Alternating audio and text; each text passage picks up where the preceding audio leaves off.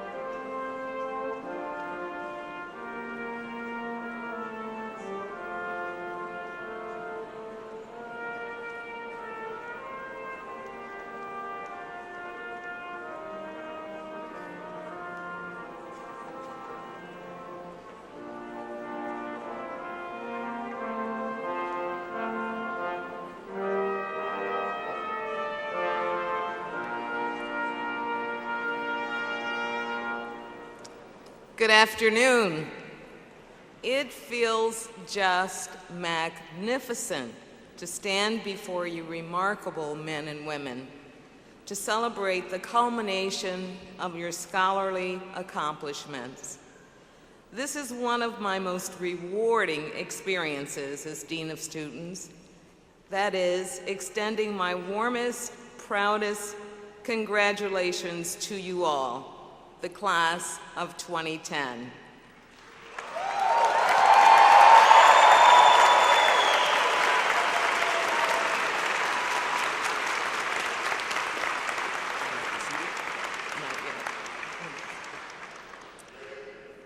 And you may be seated.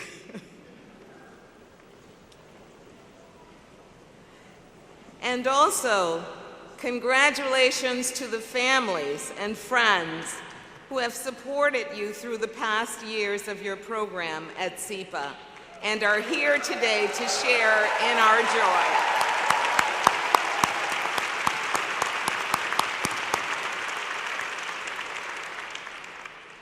Many people have shaped your experiences at SIPA, and none have been more important than our world-renowned faculty. Please, let's applaud our faculty as well.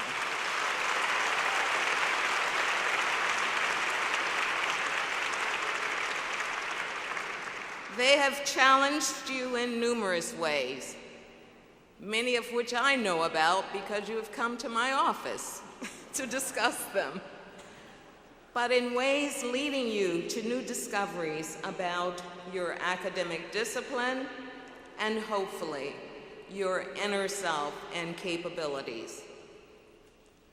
I would now like to introduce you to Dean John Coatsworth, whose vision and leadership has created a stronger community at SIPA. Which is committed to the discovery of new knowledge and applying it toward the betterment of society in this rapidly changing world. I am honored for you to meet Dean Coatsworth, Dean of the School of International and Public Affairs and Professor of History and International and Public Affairs. Dean Coatsworth.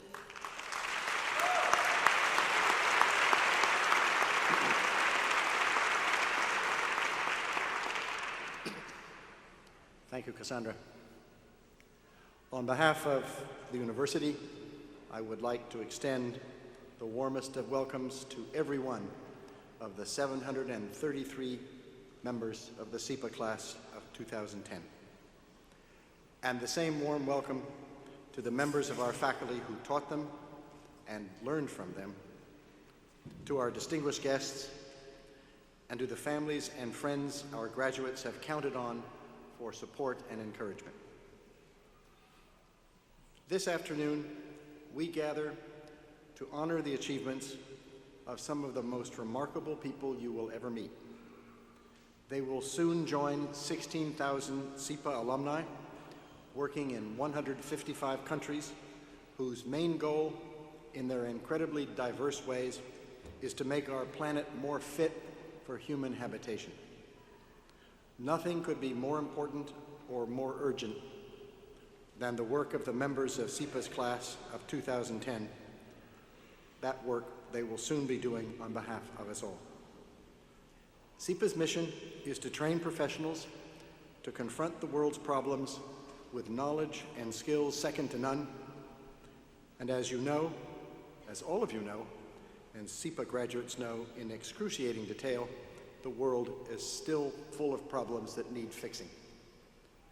The problems we face, from global recession and violent conflict to climate change and humanitarian disasters, cannot be solved by knowledge and zeal alone, and skill alone, even when they are wedded to the kind of zeal for serving the public good that SIPA students have in such abundance. But they can be addressed and even solved more quickly, more efficiently, more effectively, with SIPA graduates working on them. The 16,000 SIPA alumni I just mentioned include the former Foreign Minister of Mexico and a former U.S. Secretary of State, the public advocate of the City of New York, NBC's White House correspondent, the Middle East Advocacy Director for Human Rights Watch, the chairman of China's Sun TV, a New York State senator from Brooklyn, and the finance ministers of Lithuania and Mongolia, the co-head of global mergers and acquisitions of Deutsche Bank, the budget director of the dreaded IRS, and 2 Pulitzer Prize winners in the last 3 years. Wherever there's good work to be done, you can be sure there will be a SIPA graduate ready to do it and do it well. As the members of SIPA's class of 2010 depart Columbia for new lives scattered across the globe, SIPA itself is beginning a new era in its history. In 2015, if all goes according to plan, we will move to a spectacular new building just 3 blocks from where we are now, a building with plenty of elevators and a real cafeteria.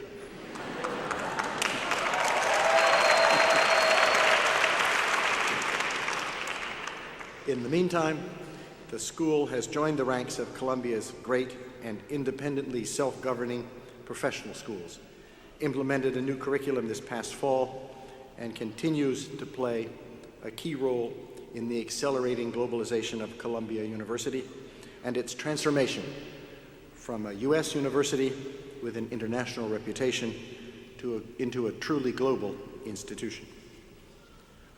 SIPA will also raise enormous sums of money to make this all possible. No graduate of the school, no matter how far away, will ever again be safe from the outstretched hands and relentless email reminders of SIPA's fundraising department. The class of 2010 is off to a great start with a wonderful class gift for SIPA's ever-needy fellowship fund. Thank you. Before introducing our commencement speaker, I would like to acknowledge the presence of a number of SIPA's distinguished faculty.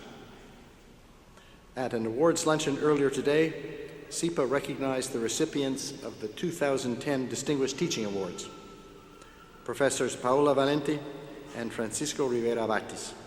I would ask them to stand and for you to come.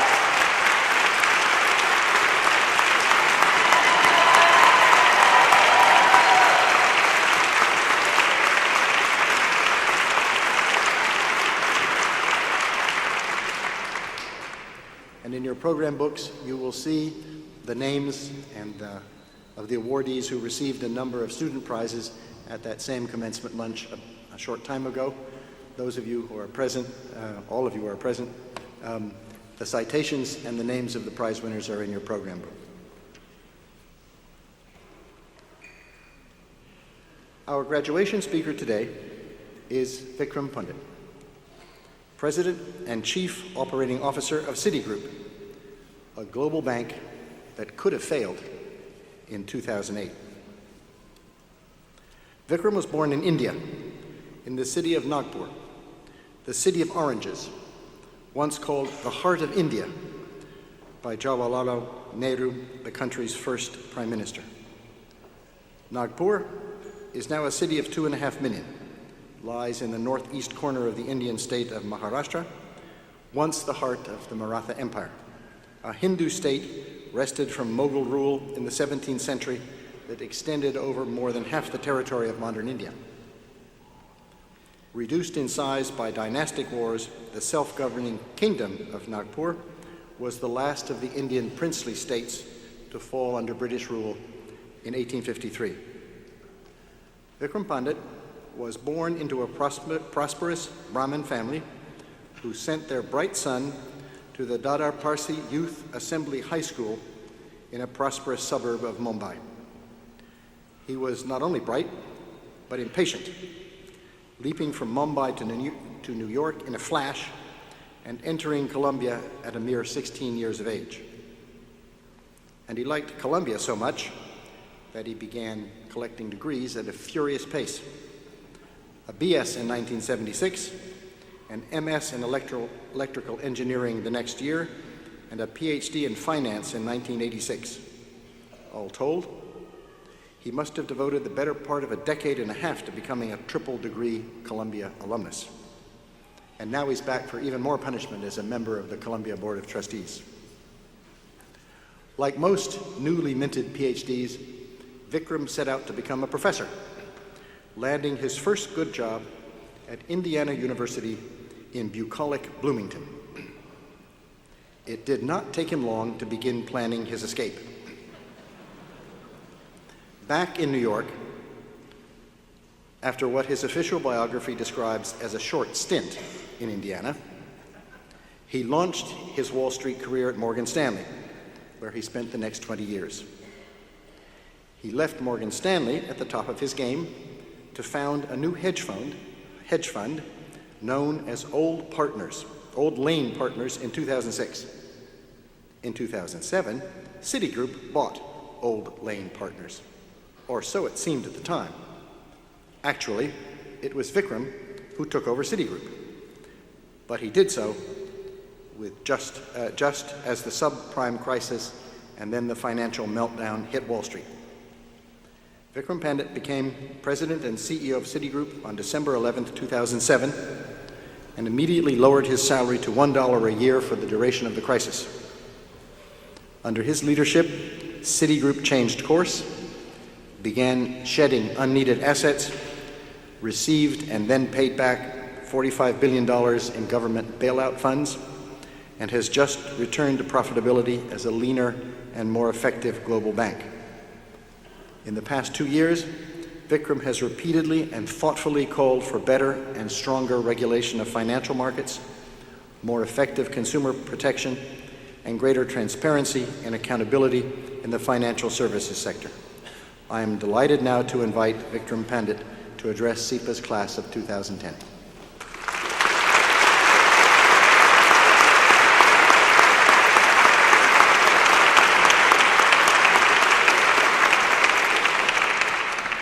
Thank you, Dean Coatsworth, for that kind and rather complete introduction. Good afternoon, distinguished faculty, parents, family, friends, and the class of 2010. Congratulations on your graduation. I'm honored to return to campus to be part of this very special occasion.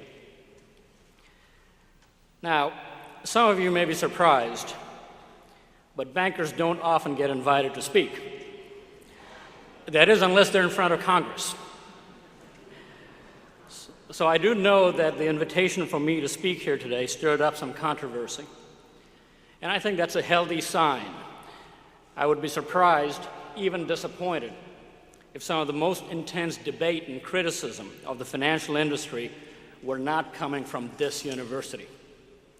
The Columbia I experienced was always that way. So let me start by acknowledging that Americans have the right to be angry about the financial crisis.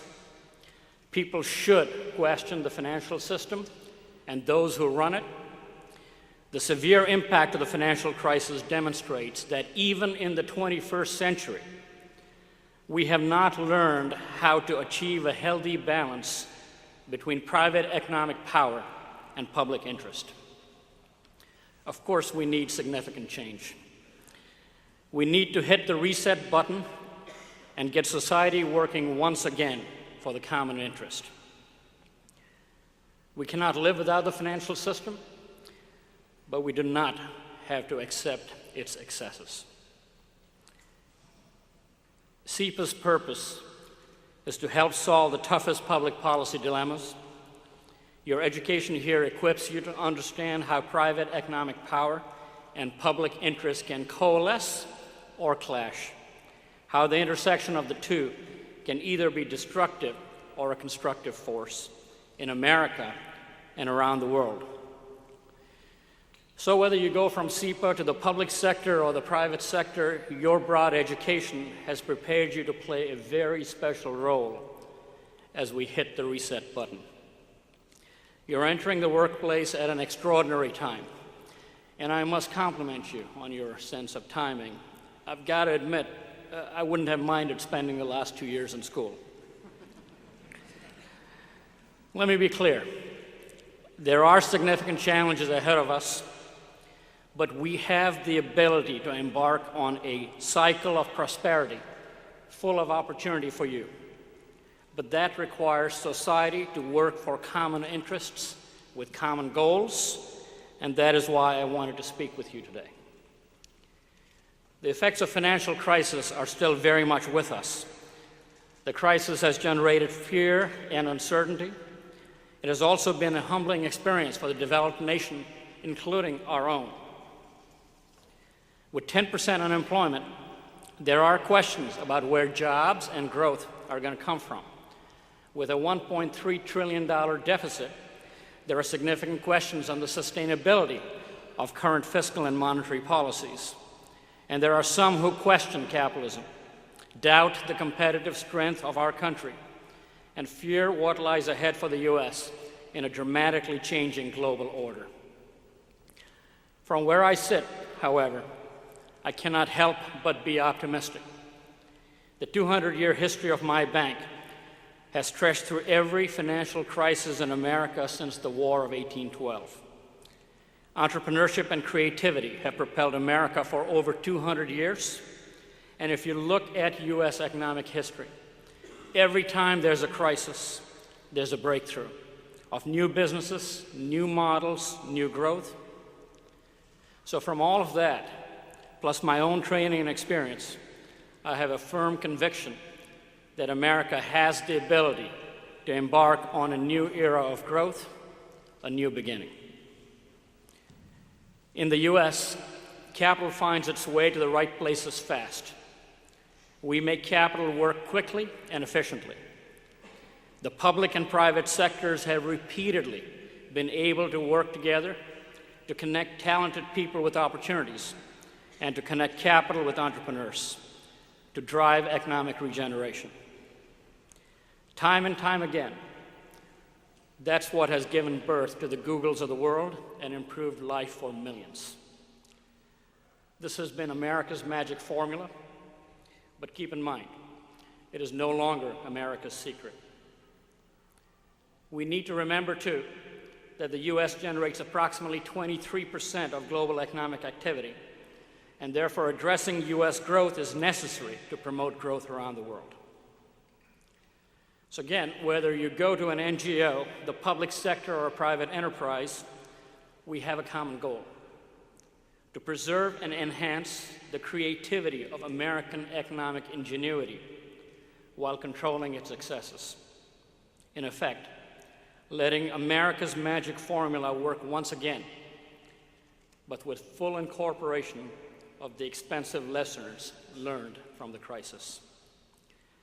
As we debate policy, as we reinvent the structure and governance of our economy, we must preserve and re-energize our model of growth. That is in society's common interest. So what does it take? I believe there are three critical dynamics that must operate together. First, we must fix the financial system. Second, we've got to accept the need for America to compete in a new global order. And third, we must have a culture of responsibility. First, the financial system. We need a financial system that works, a financial system that returns to its basic role of supporting and driving the economy. America's growth and vitality, plus its capacity to improve people's lives, depends on it. A healthy financial system is absolutely indispensable to generate capital and to move it efficiently to entrepreneurs who create jobs and growth that benefit everyone. Without comprehensive financial reform, there's little hope our markets can serve the common good. Now, I've been very outspoken about this, and I believe in several principles to help restore the trust in our system. I believe banks should be banks, focused on serving clients. I believe we must have a level playing field, the same rules for everybody. We should end once and for all the phenomena of too big to fail. We need a strong federal consumer authority to protect consumer interests. And most importantly, we need real transparency into financial transactions to strengthen our system for natural checks and balances. Think about this. In our age of Facebook and Twitter, you can easily learn the details of your neighbor's personal life, but virtually nothing about $100 million market-moving trade in AAA corporate bonds. There's something fundamentally out of whack with that picture. Technology is a great equalizer, and we should be using it to make crucial financial information available, not hidden behind firewalls. Second, America's need to compete in a new global order. Thinking about America's role in the global economy requires simple first steps. For instance, we can no longer define common interest in national terms alone. In fact, we cannot afford not to define it in global terms. Economic cycles and systemic failures have profound, fast-moving global consequences, and the U.S. is both a transmitter and a receptor of these consequences. To act in accordance with global realities also means we have to ensure U.S. global competitiveness and promote our export economy. This implies globally competitive industrial policies, tax policies, and energy policies. The growing urban middle class and the emerging economies represent an important export market for our companies. And of course, America must remain the world's best place for the world's best talent to be. Our universities and borders must remain open and attract the world's best minds. This need is a very special one to me.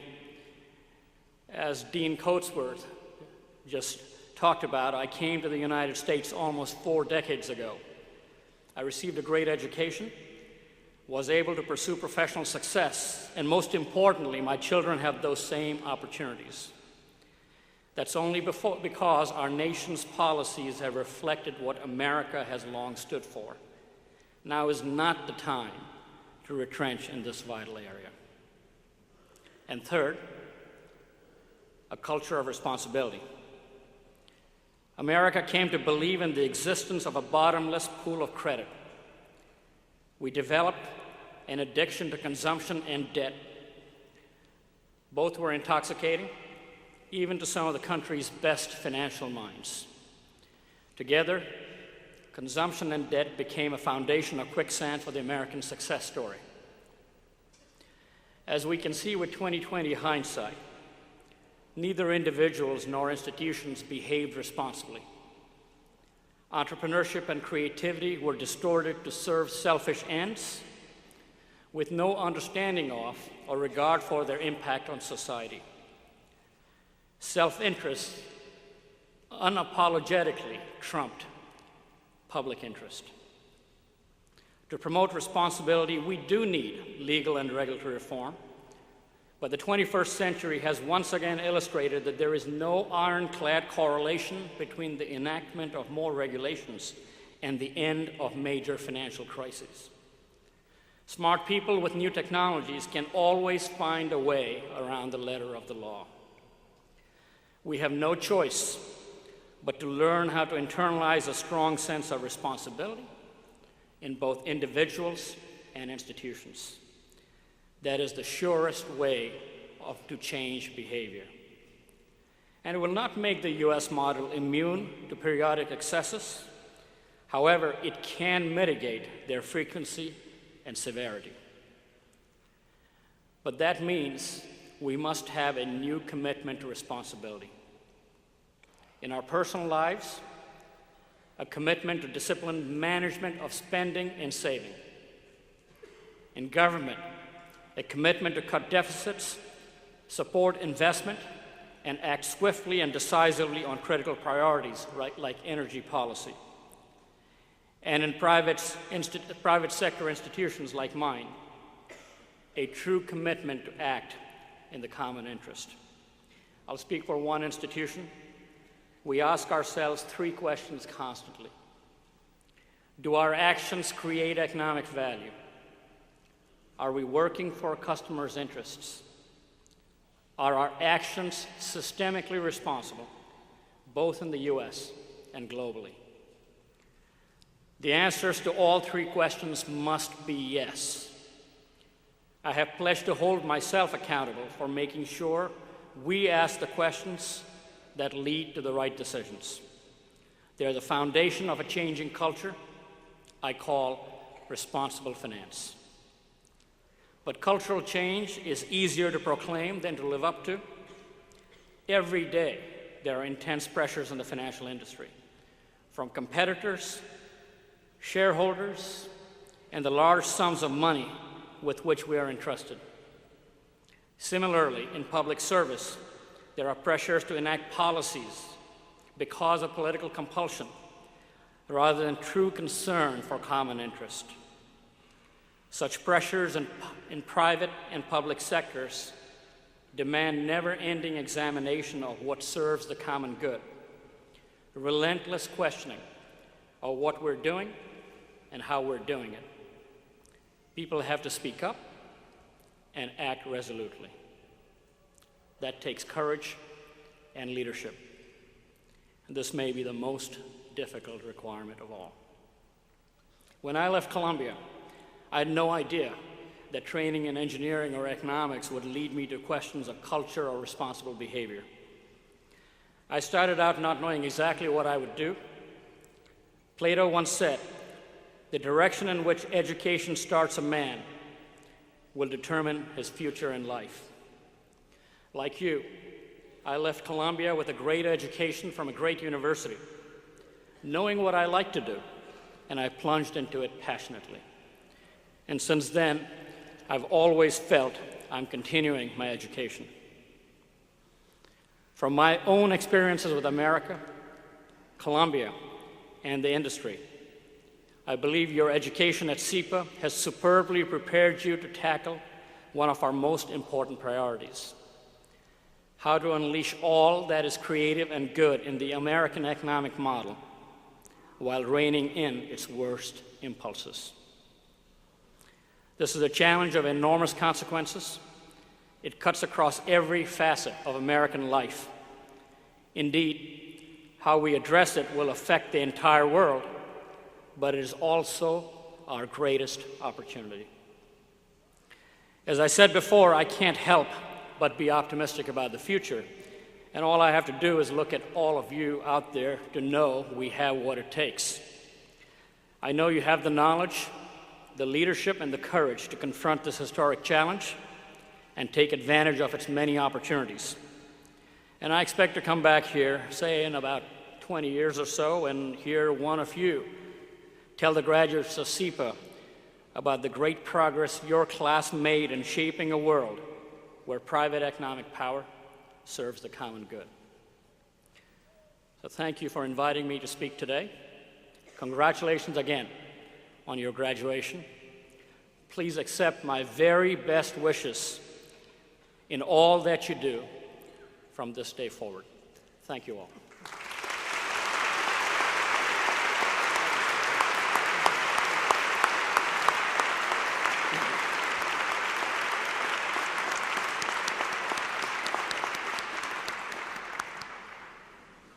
Thank you very much, Vikram.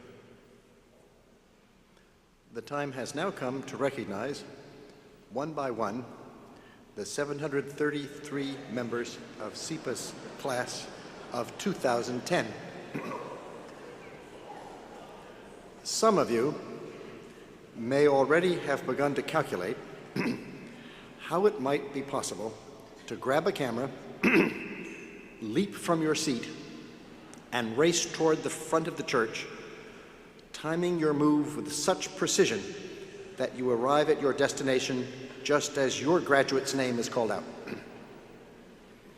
Happily, such calculations are entirely unnecessary because SIPA's photographers will be taking official commencement photos of each of the 733 memorable moments that are about to occur. So even though the spirit may move you, please don't race forward to take photos. And now, I am pleased to begin the process by introducing Professor John Mutter, Director of Graduate Studies, who will present the candidates for the PhD in Sustainable Development. Dean Coatsworth, assembled members of the faculty and students, it's my very, very great pleasure to present to you those who have qualified for the degree of the PhD in Sustainable Development. In doing so this year, they have increased the number of graduates of this program fivefold, from 1 to 5. While they are rare in their numbers, that will soon change. But they are not rare in their scholarly distinction, and that will never change. 2 of them have been able to come and allow you to present them their degrees. 2 others are unable to make it. Those who are unable to make it are Jessica Barnes, who presented her dissertation on governing flow, the politics of water distribution and use in Egypt, and Lily Partial, who presented her dissertation on the local geography of energy demand, case studies from the United States and Kenya. Those who have been able to make it include Margaret McLeod, who presented her dissertation on essays on human capital formation in sustainable development.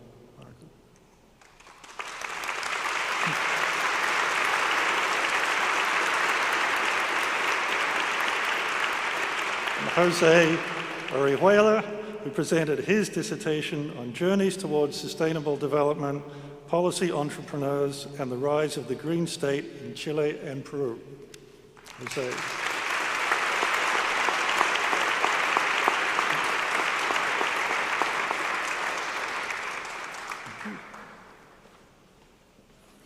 Thank you, John. Now I am pleased to present Professor Stephen Cohen, who will present the candidates for Masters of Public Administration in Environmental Science and Policy.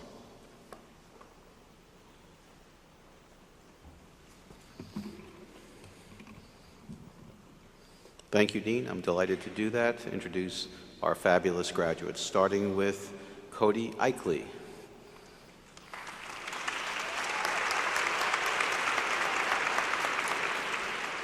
Salam Al-Qasimi.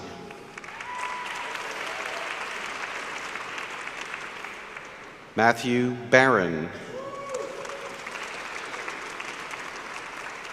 Adam Batnick. Dorrit Blakesley. Dina Balachi. Kevin Burns. Tina Cow. Nicole Chan. Caitlin Cleaver. Angela Crone. Laura Kraushaw. Sylvia Juliana Cruz. Tiago de Valdez Pacheco. Sarah Freiberg. Brian Goldblatt. Sarah Hall. Christopher Hawkins. Elizabeth Claire Ho. Ashley Holmes. Jennifer Holzer. Rebecca Hudson. Ryan Jackson. Catherine John. Jill Kano. Dana Kaplan. Erica Keberly. Laura Kelly. Marcus Kinney. Elizabeth LaBarbera. April Lee, Youngwoo Lee, James Levine, Justin Mankin, Now Manami, Cullen Newmoff, Daniel Newman, Kara Peace, Karen Perlmutter, Lon Fahn, Connor Phillips, Kelly Proctor, Catherine Pruitt, Michael Roush, Catherine Rodriguez, Yasmin Razukowski, Mary Margaret Sabunji, Tamar Sanadze, Bradley Schallert, Daniel Shapiro, Genevieve Slocum, Brett Summermeyer, Amit Srivastava, Brittany Steingard, Zachary Satilli, Cameron Thorstensen, Deborah Tissin, An E. Wong, Marguerite Weber, Lonnie Wild, Cheryl Wilson, Leah Wilson, Megan Wilson,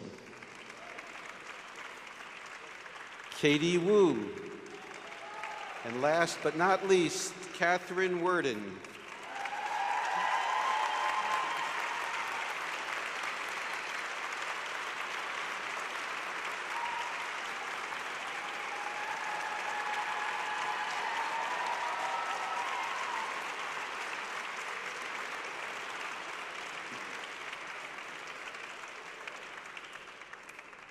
Now I'm pleased to introduce William Emick, Adjunct Professor and Executive Director of the Picker Center for Executive Education, who will present the candidates for the Executive Masters of Public Administration.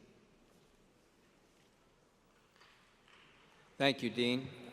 I'm pleased to present the EMPA graduates, a very special group, particularly in light of the fact that they completed their degree, most of them in the same 2 years as the full-time students, but we're all working full-time.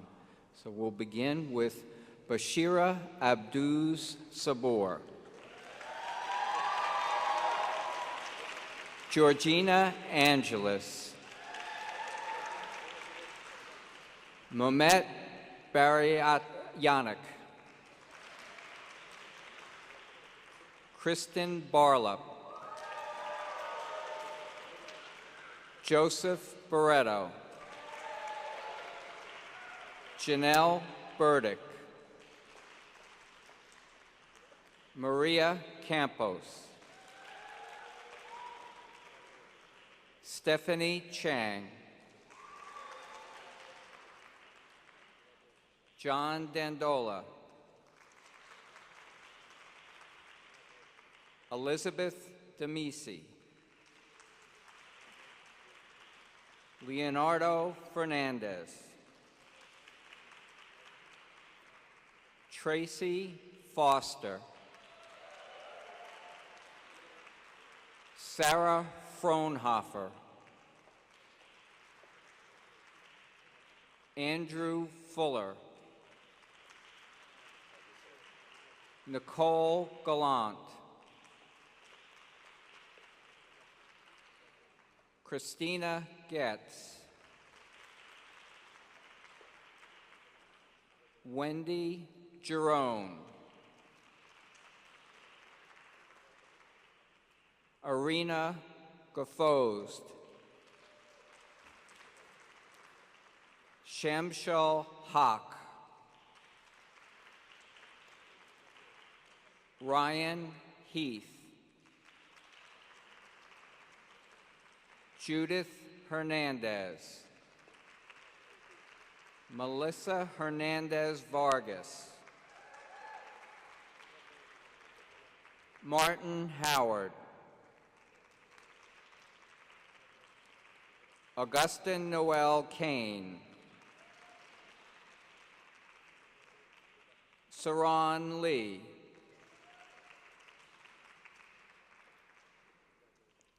Andrew McFall,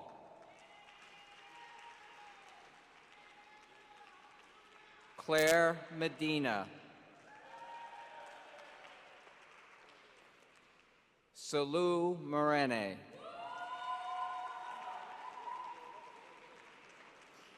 Gauri Mukherjee,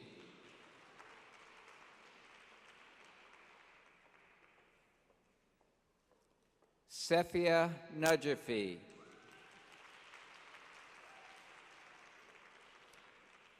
Stephen Newmark, Nicole Ogden, Luann Parker,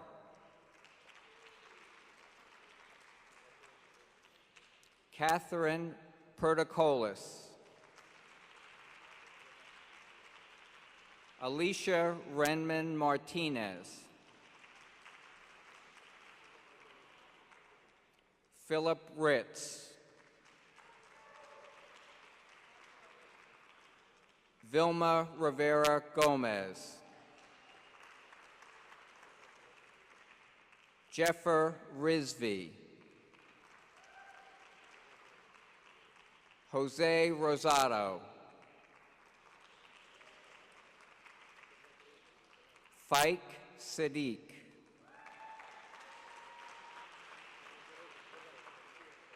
Ryan Sandberg,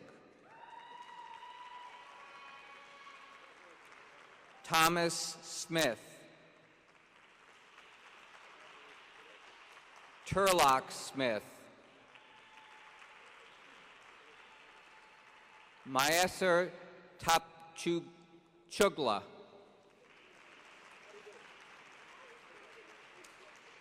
Megan Torres, William Vrendenberg, Ida Wainshell Cools, Lei Wang, Jin Chung Yuen,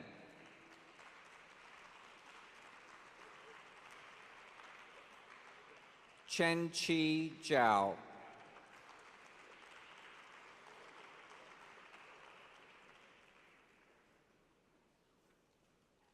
and last but not least, Aaron Miller.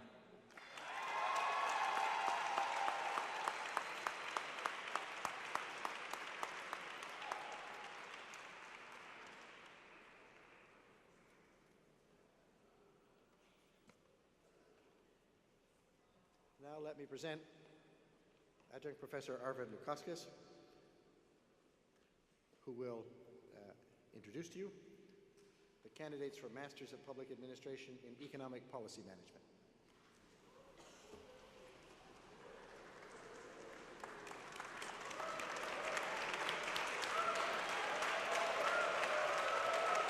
Thank you, Dean Coatsworth.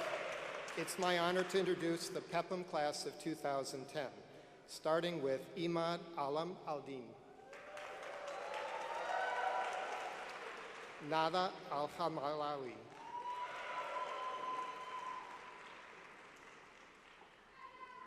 Alejandro Ariasa, Valentina Asarello, Jung Kyung Bae.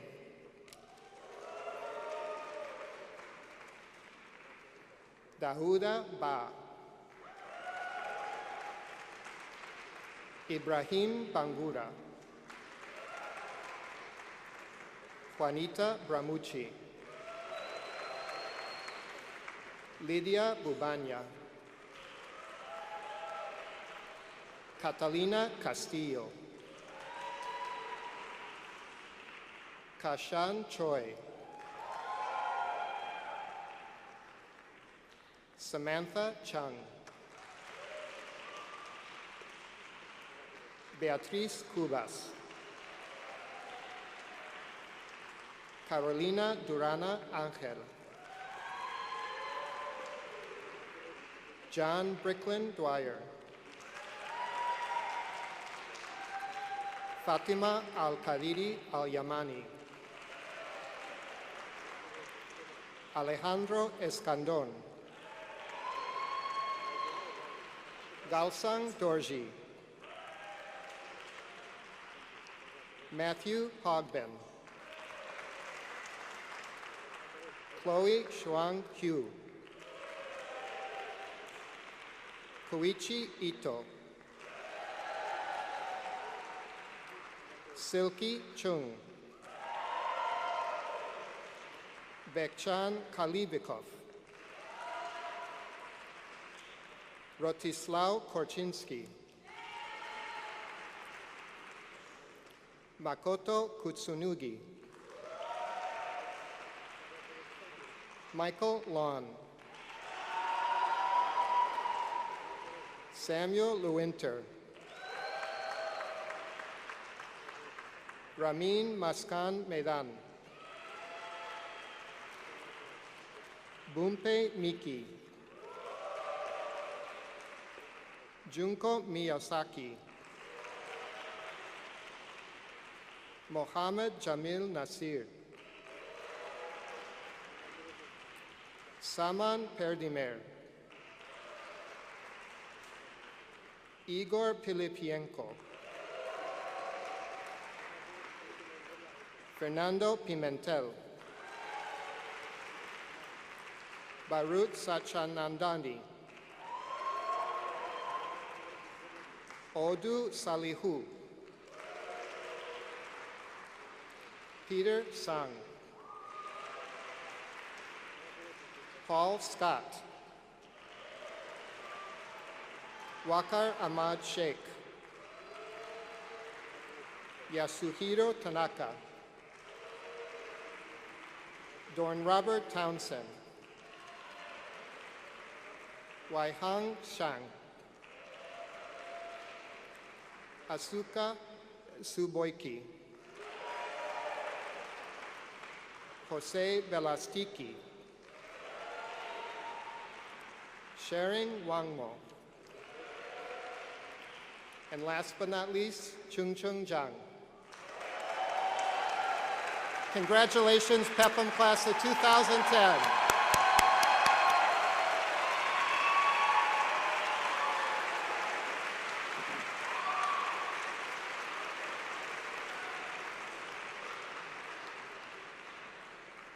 Now I'm pleased to introduce Professor Robert Lieberman, Vice Dean for Academic Affairs, who will present the candidates for Masters in Public Administration.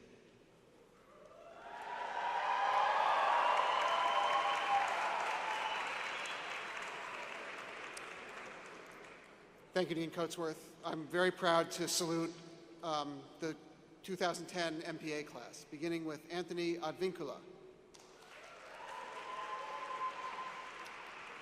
Keiko Aikawa, Ali Al-Shafar, Al-Mayasa Al-Tani, Adriana Armenta, Mirna Atala, James Baker, Gautam Bastian, Radhika Batra, Sandra Belaunda, Jeremy Biddle, Andrew Boer, Maria Paula Carvajal, Sandhya Chari, Anne-Marie Cofield, Kristen Cox Melling, Cecily David, Cara Davies, Elia de la Cruz Toledo, Deborah Del Mar, Anessa Diaz Uda, Lars Dingeman, Solong Du, Hillary Ellison, Jacqueline Escobar, Ruben Espejel, Sebastian Eugene, Ronit Follick, William Fenn, Norisatu Fukushima, Monica Gadkari, Paula Garcia Chinas, Nantini Gopinath, Hideto Hakamada, Tommy Hines, Song Hwan Hong,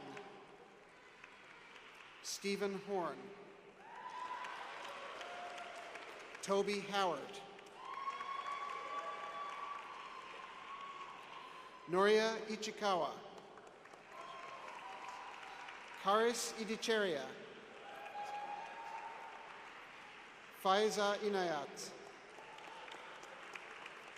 Katarina Izumov, Florian Jansen, Tiago Joaquim, Ashley Callis Rauch, Aliyah Kamlani, Arif Kamruddin, Madonna Kandona, Anjum Khalidi, Israr Khan, Salim Khan, Anjali Kurana, Unsik Kim, Julie Klein, Eva Kleinova, Go Kobayashi, Morgan Korn, Enrique Ku Gonzalez, Long Ling Lao, Unmi Lee, Christina Leszczuk, Dong Lin, Stephen Little and friend,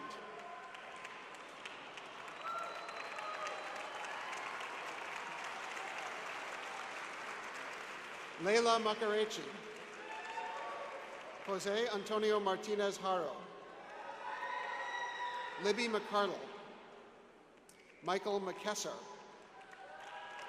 Catherine Miller, Nelson Monroe, Joseph Mulhausen, Caroline Mukira, Zinat Nazir, Daisuke Nishino,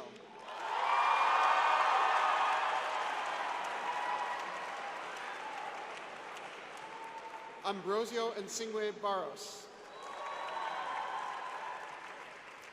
Carrie O'Neill, Ariane Ortiz Marufo, Alexander Ovius, Emily Ann Pat, Rita Perakis, Daniel Perez, Roberto Pesquera Vargas, Lauren Pesso, Monica Piashik, Vanessa Portillo, Revati Prasad, Urs Rana, Sidra Raymond, Alec Rieger, David Rogovic, Gustavo Saguier Meza, Pablo Salazar Lopez, Rabia Sami, Melissa Sands, Sandra Scharf, Aaron Seibert, Abibata Shani Mahama, Marina Sport, Krista Silva Jones, Sukit Sivanunsaku, Takahide Soada, Sanjayan Srikantan, Maurice Stanford, Yohei Takashima, Hiromichi Tsuchida, Maki Tsuchida, Tolka Turan, Kenan Uyghur, Marco Velarde Bravo, Giselle Rosana Velasquez Gutierrez, Karen Villafana, Andrea Vivero, Mio Washizu,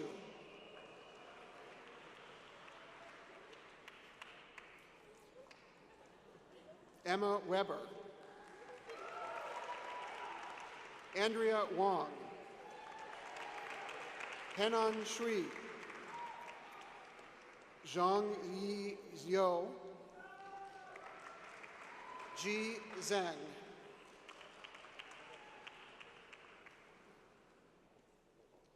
Nicholas O'Brien,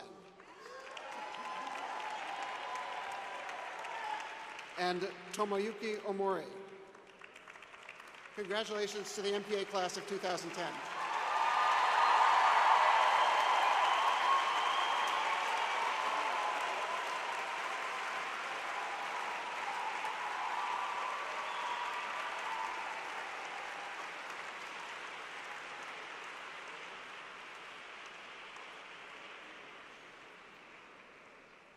Now I'd like to introduce again Associate Dean Cassandra Simmons, who will present the students receiving the Masters of International Affairs.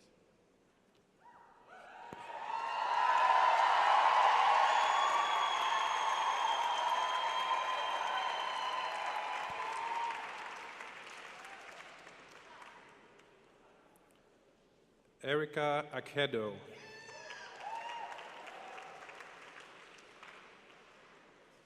Altani Jassim, Michelle Allen, Sean Almeida, Abdul Hossein Amini, Alex Anish, Prang Anasuhorn Nitisara, Gabi Apollon,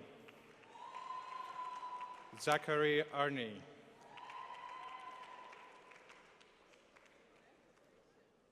Angela Arthur, Jennifer Atanasoska, Jenny O, Anahi Ayala Yakuchi, Martin Bakvarov, William Bayramyan,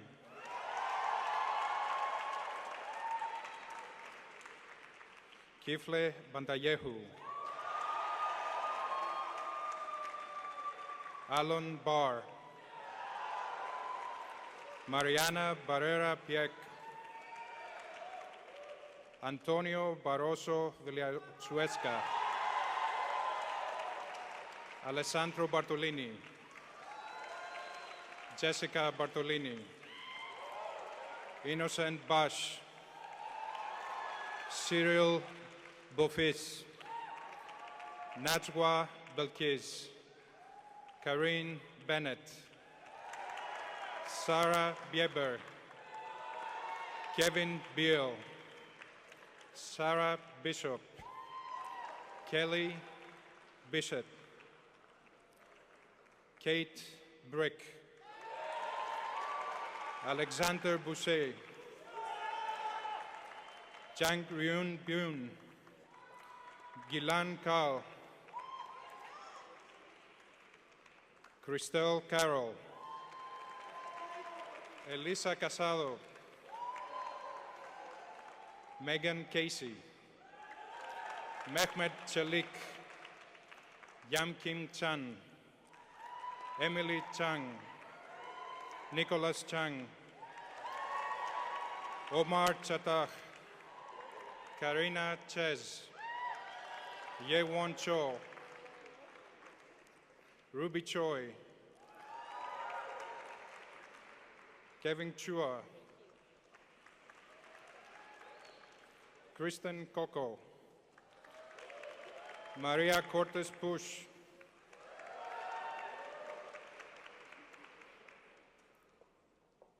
Andrew Kramer,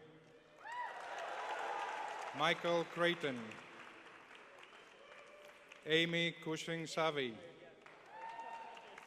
Maria Gabriela da Rocha Oliveira, Mohini Dat, Darcy D'Acosta, Jennifer Davis, Olympia De Castro, Yves de la Mothe Karubi, Christian Denkla, Audrey de Diserato, Sarah Ther, Ludmila Dmitrieva, Akash Doshi, Jamie Doherty, Benjamin Doe, Douglas Dawson, Katarzyna Duda, Ellen Dulevi, Petra Dune, Elizabeth Edelstein, Mera Efkaiha, Tony Ekiwar, Samia Al-Safi, Gwen Elwood, Rebecca Engel, Holly Ensign Barstow, Resit Erdil, Amir Esragi Azar, Pablo Espinel, Yuan Fang, Parker Fay, Dane Fisher, Benjamin Flossie, William Freeland, Gwyneth Fries,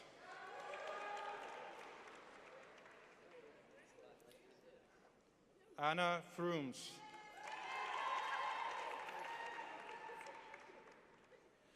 Alexander Galsky, Irina Gams, Casey Ginn,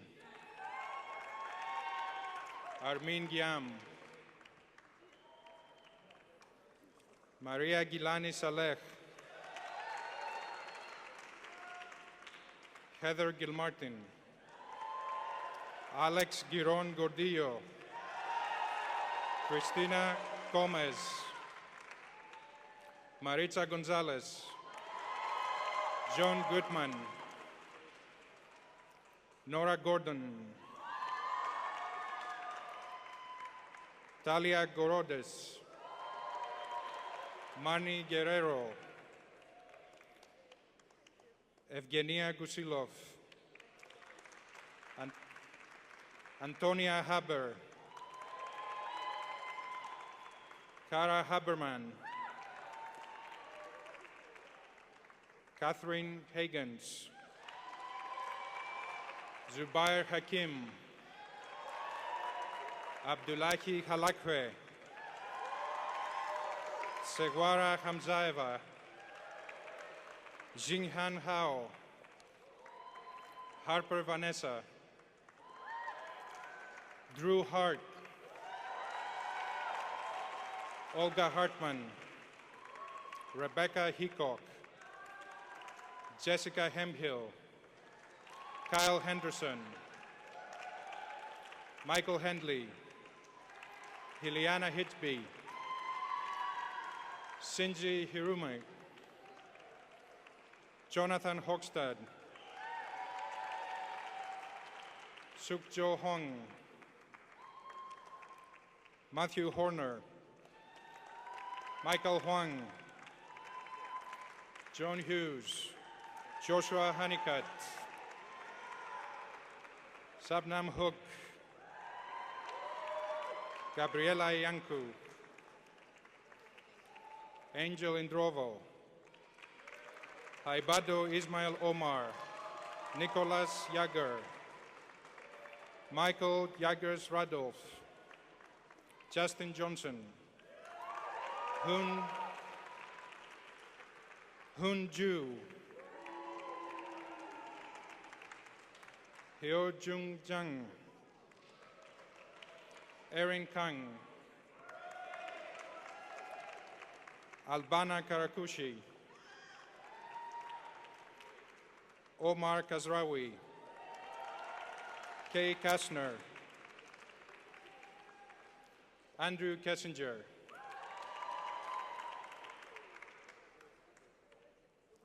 Tiffany Khan, Johan Karabi, Hafna Kim, Jinho Kim, Mihye Kim, Patrick Kim,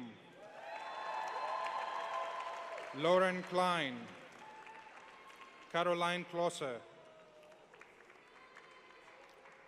Jeffrey Klug,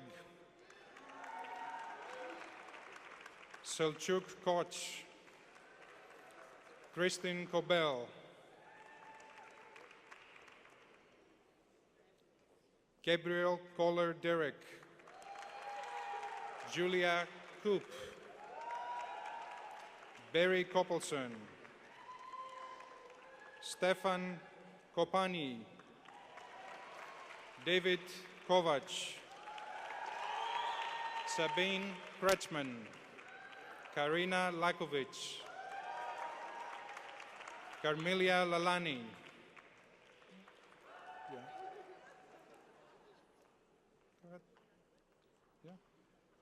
Karina Glakovic,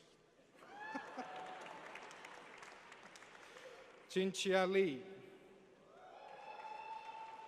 Diana Yung-Kyung Lee, Stephanie Lee, Julianne Levesque, Fiona Fangxin Lee, Emma Linkvist, Joshua Law,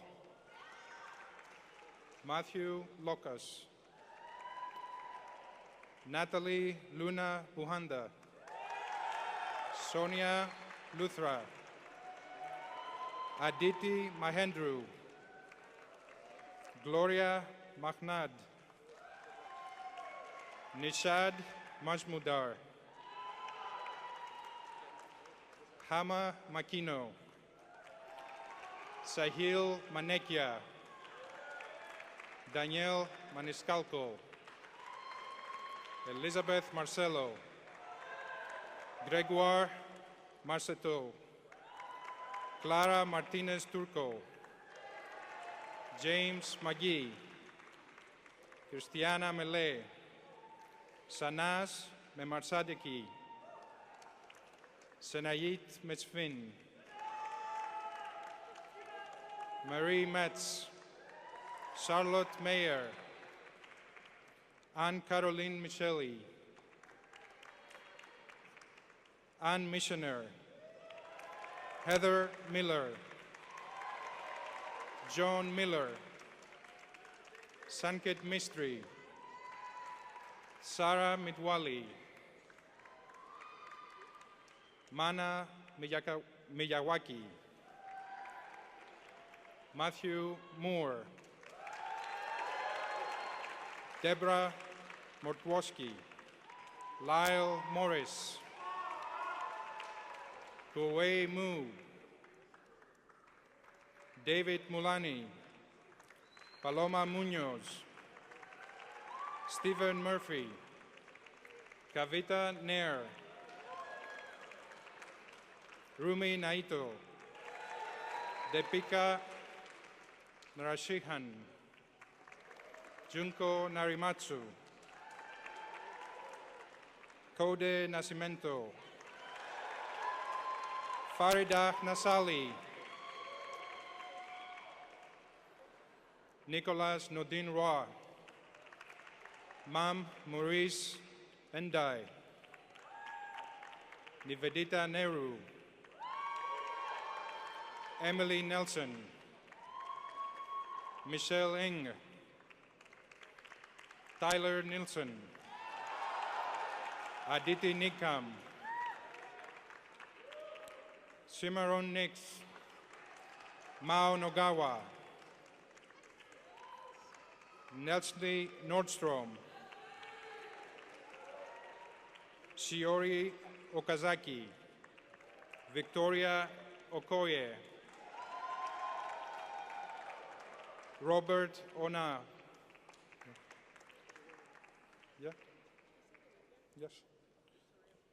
Victoria Okoye.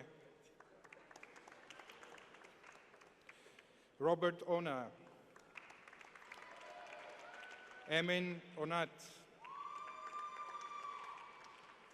Leah Ortiz de Barros.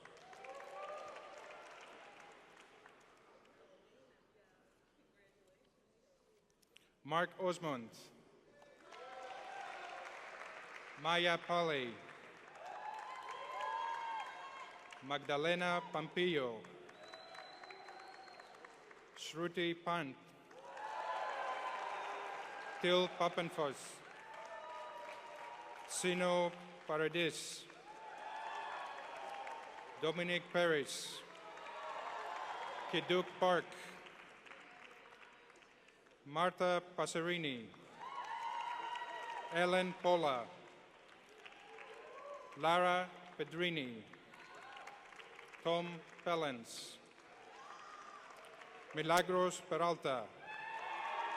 Vanusa Pereira Bravo. Julissa Perez. Carlos Perez Diaz. Seti Semhal Petros. Rohina Pandis. Albert Philip Limas. Ani Purta.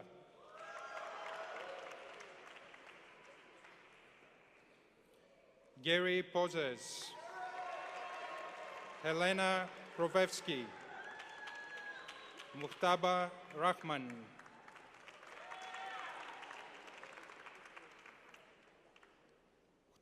Estelle Raimondo. Boaz Rakos. Raz Ratanovich. Annelise Raul. Pamela Reyes Herrera. Veronica Roca Rey. Diana Rodriguez. Angel Rosales. Heidi Rosby. Beth Rosen. Emmanuel Rual de la Vigne. Jessica Rush. I call your name. Emmanuel. Oh, no. Oh. Nathaniel Rutledge.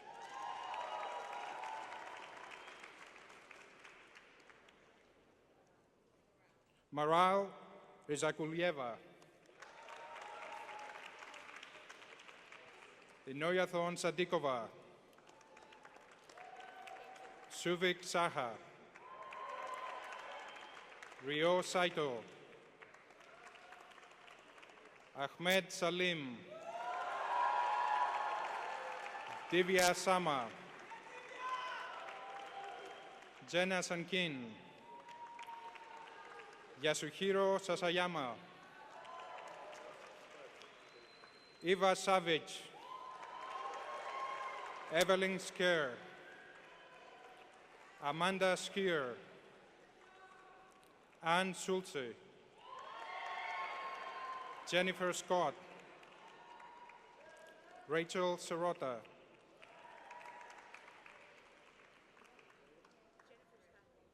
Yeah.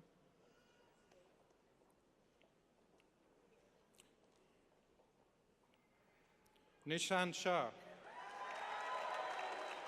Monica Sharma,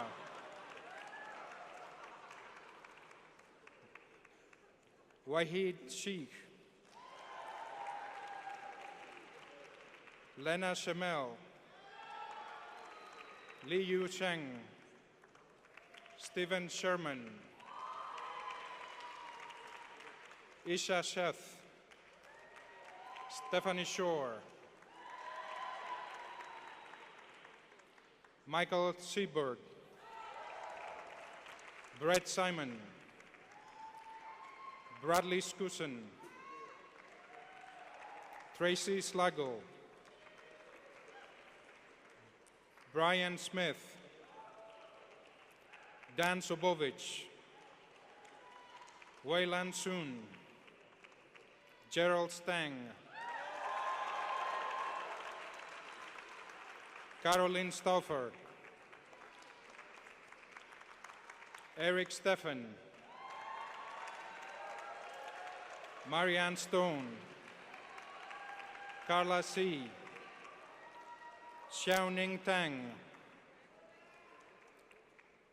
What's your name? Carla C. Xiaoning Tang.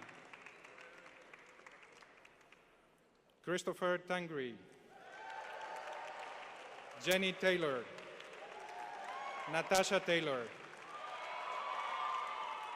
Lara Louise Telson. Tian Tian. Aaron Timms. Christina Tipman. Ian Tobman. Jackie Tong. Connie Tucker. Tu Tran. Carlos Trujillo. Leah Trzynski. Ji Xiao Cheng. Josephine Tumaleo. Alana Tumino. Monique Tuyisenge Onibula. Nicolas Tuyapchi. Ayako Chida. Andrew Umans. Mikhail Weisben. Michael Weislik. Patrick Valentino. Alberto Valverde. Gregory Van de Ven. Dario Vilches. Sebastian von Renoir. Pratibha Vupuluri. Mark Wang. Mengji Wang. Pauline Wang. Mark Weingarten. Christina Wig. Davina Wood. Stephanie Woodard.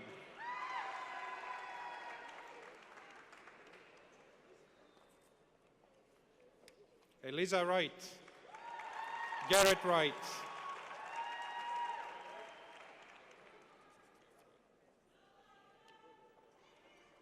Garrett Wright. Ina Yoon.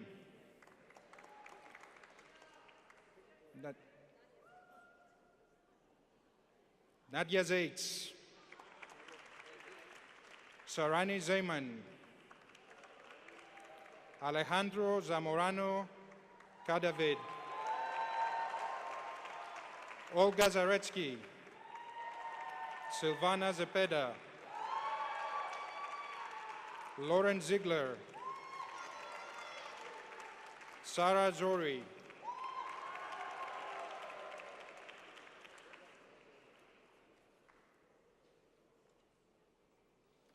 Atulaye Ba. Mehdi Jalali.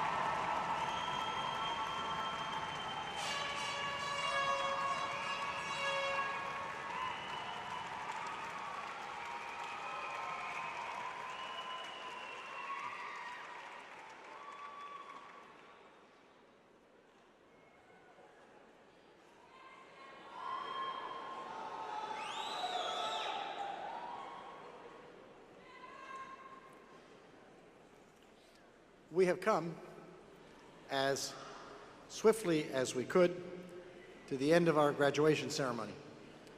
Please remain seated for the recessional so that the graduates and the faculty can depart in good order and with as much solemnity as we can muster. The audience will exit through a different set of doors to prevent congestion, but rest assured that your graduate will find you outside. Please watch for traffic. Try to keep out of the street.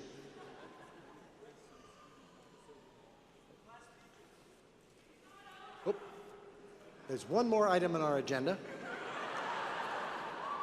which I don't want to forget, and almost did. Associate Dean Cassandra Simmons will introduce the student speakers.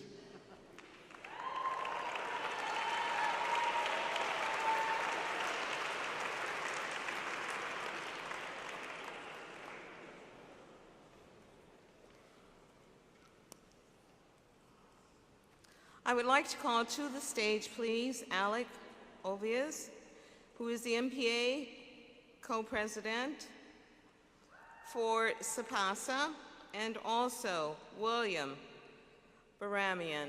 Please come forward.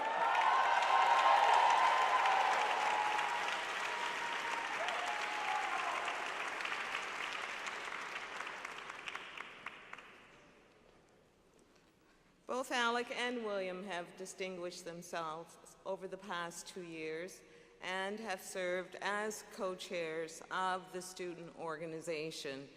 It is SIPA's tradition that the co-chairs will address the class individually, and we will start with Alec, please. Thank you.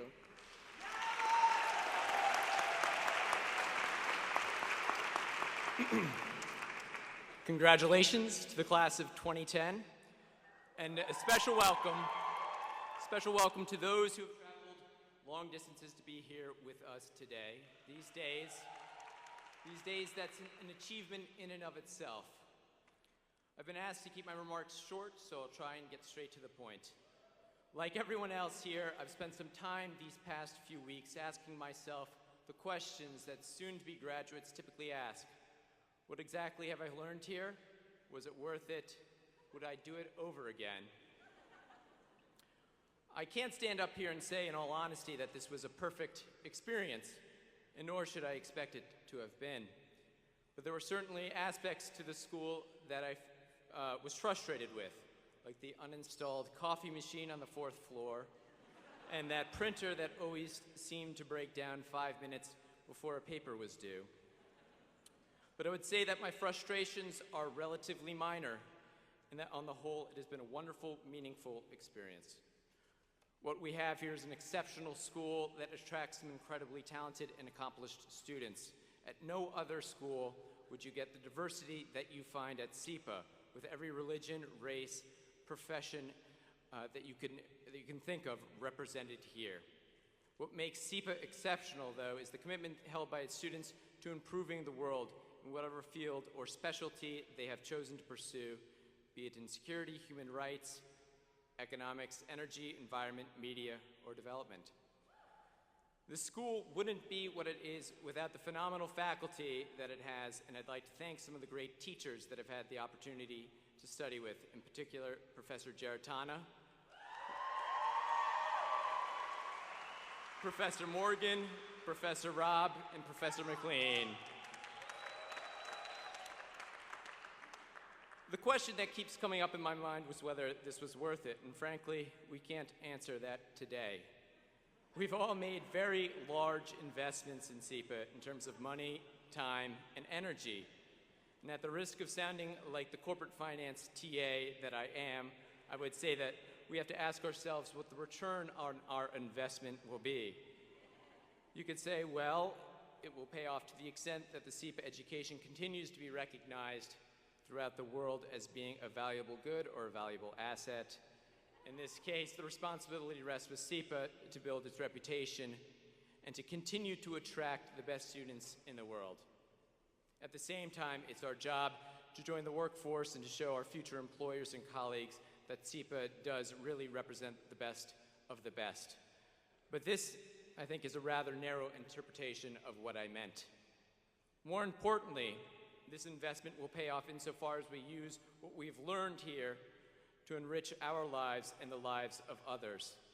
Can we use the knowledge, the skills, the connections and friendships that we've formed over the past 2 years to make some sort of positive, meaningful contribution to the world? I should hope so, but we'll see.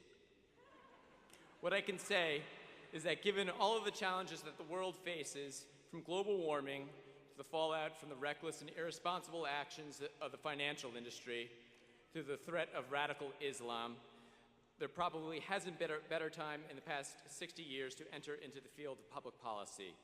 Many of the world's problems today are global in scale, so those of us with internationalist perspectives have an important advantage. Luckily for us, our timing has been pretty spot on, and now more than ever, the world needs people like us to try and set things straight. In conclusion, I would remind you that SIPA took a gamble on us a few years ago. Of all the applications they received, they said, you know what? These guys have what it takes to make a difference. So now it's time to deliver on those expectations. With that, I'll say good luck, Godspeed, and be sure to keep in touch.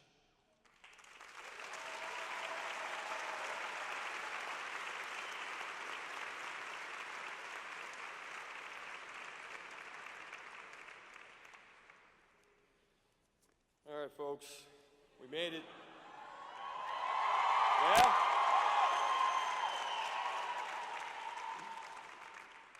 First and foremost, I want to thank you for allowing me to be your MIA class president. Over the past year, I really appreciate that honor. Let me get started. As the brochures promised, SIPA turned out to be a pretty unique place. One where students from all over the world came to study and to exchange the different perspectives in relative peace and with respect. But that's not the only reason that I thought SIPA was a great place. As far as I'm concerned, we went to the best school at Columbia University.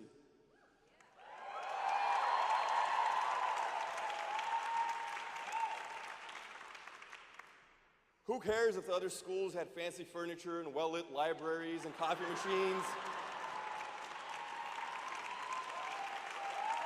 What they didn't have were SIPA students, except for the dual degrees. And the students at SIPA are what made this place great. We're a unique bunch. We have parties, networking happy hours, a massive barbecue with a moon jump, fraternal get-togethers on the 6th floor, to put it lightly, and a comedy show produced wholly by students that is so popular that it sold out in 30 minutes. Speaking of parties, I want to give a quick thank you to the NYPD for remaining steadfast in their commitment to their mantra of courtesy, professionalism, and respect. Graduate student parties are a safer place because of you.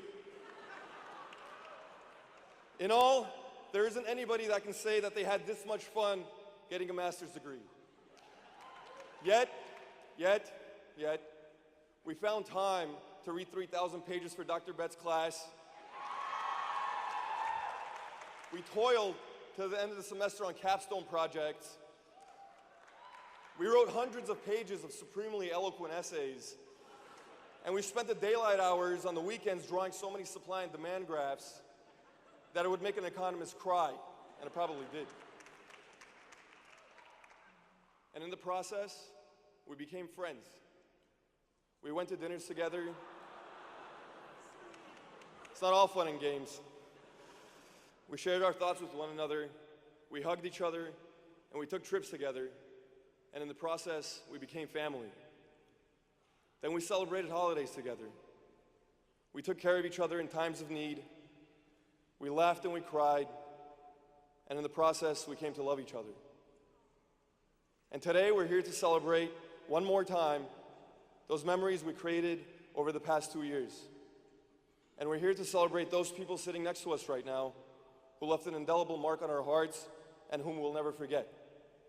We had left our families wherever we came from, and we found another one at SIPA. And to those family members that we left behind, some of whom are here, some of whom are back home, and some of whom are no longer with us, I think I speak for all the graduates when I say that we are grateful to have you in our lives. Thank you.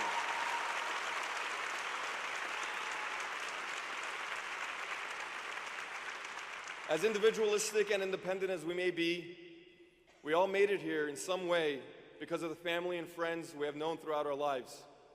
And for many of us, this accomplishment would not have been possible without the incredible support and understanding of the parents, siblings, spouses, and children who supported us in our decision to come to SIPA.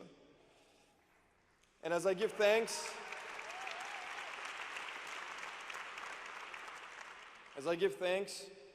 to all of our family members here, I would like to give thanks to my family as well. To my mother, who forced a smile every time I left home because she knew I couldn't bear to see her cry. To my father, who made every sacrifice without a thought or doubt so that I may achieve whatever I aspire to. To my cousin Yerado, who always had more faith in me than I did in myself. To my brothers, Harant and Patrick, who put up with me all these years. The hardest part about me being in New York City was being away from the two of you, and I love you more than you can imagine.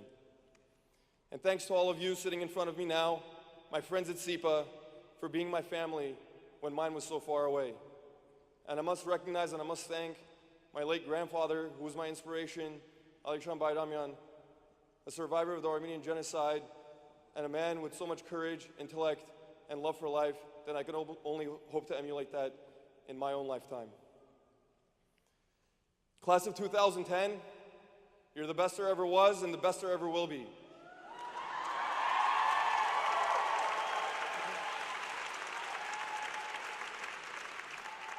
This is the John Deere hats, unlimited supplies of Red Bull, and to the most beautiful girls in the lobby.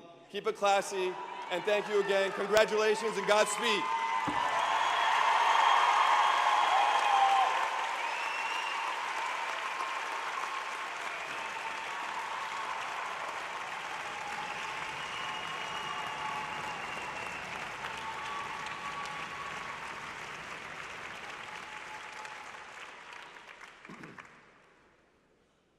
Now we have come,